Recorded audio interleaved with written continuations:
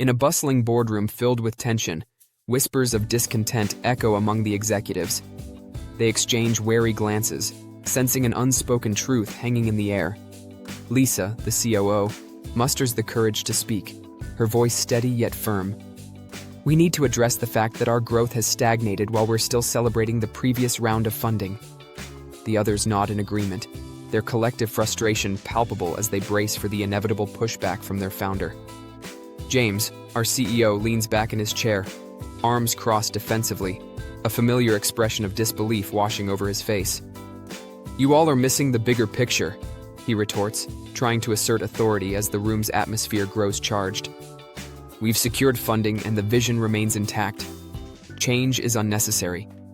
Lisa's resolve strengthens, and she replies, "But what if the vision isn't aligning with market demands? We can't afford to ignore reality." Murmurs of support ripple through the room as she stands her ground, knowing the time has come for a reckoning. In that charged moment, tension thickened like fog, causing hearts to race. Lisa took a deep breath, her thoughts racing, but her exterior calm.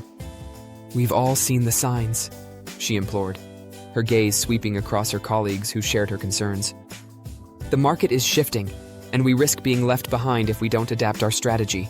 The silence was deafening, each executive weighing the truth in her words against the fear of confronting their leader. Yet James remained unconvinced, his frown deepening. "Adapting does not equate to abandoning the vision," he countered sharply, eyes narrowing. "If anything, our identity is our strength." Just then, another executive, Mark, leaned forward, eager to lend his voice to the growing discontent. "But at what cost, James? Stubborn adherence to a singular path might hurt us in the long run." Mark's words hung in the air, a bold challenge that rippled through the team's rising morale. Lisa, sensing an opportunity, pressed onward. "Exactly, Mark. A vision is only valuable if it fuels progress, not stagnation. We must consider bringing in a CEO who is actually equipped for this growth phase." James shifted uncomfortably in his chair, frustration etching deeper lines on his forehead. "And who would you suggest?" he shot back, tension crackling like electricity. "You make it sound so easy to replace the visionary behind this company." With unwavering resolve, Lisa met his gaze. "It's not easy. It's necessary. We owe it to the team and our investors to pivot from approach to execution. Leadership is not personal. It's a responsibility." The room simmered, every face reflecting a mix of fear and hope. "Responsibility," James echoed mockingly, the sarcasm evident in his tone. "Since when did leading this company become about appeasing all concerns? Our investors believe in us, me." Lisa's heart raced, but she pressed on. "And if we continue down this path, they may lose faith. Our team's potential is being stifled by the very person meant to inspire." A tense silence enveloped the room, broken only by the ticking clock, each second amplifying the weight of her words. "If we don't confront this now," she continued, her voice gaining momentum, "we risk not just funding, but our future."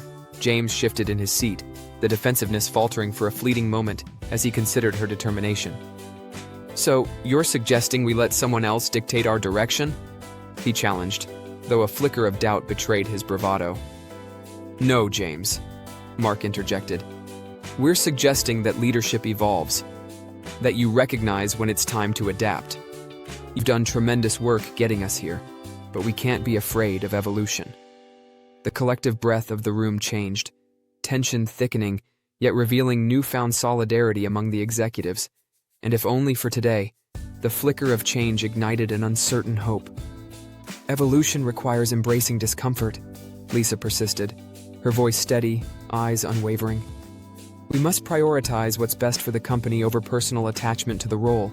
Our growth hinges on flexibility, on acknowledging that sometimes the person leading us to a certain point isn't the one who can take us further." The executives exchanged glances, the tension slowly transforming into a shared understanding, the potential for change sparking an undeniable energy in the room. As the conversation simmered, the stakes felt higher than ever. "What if we hold a meeting with the board?" Lisa proposed, her tone a balance of diplomacy and determination. "Present our thoughts and concerns openly. They deserve to hear this."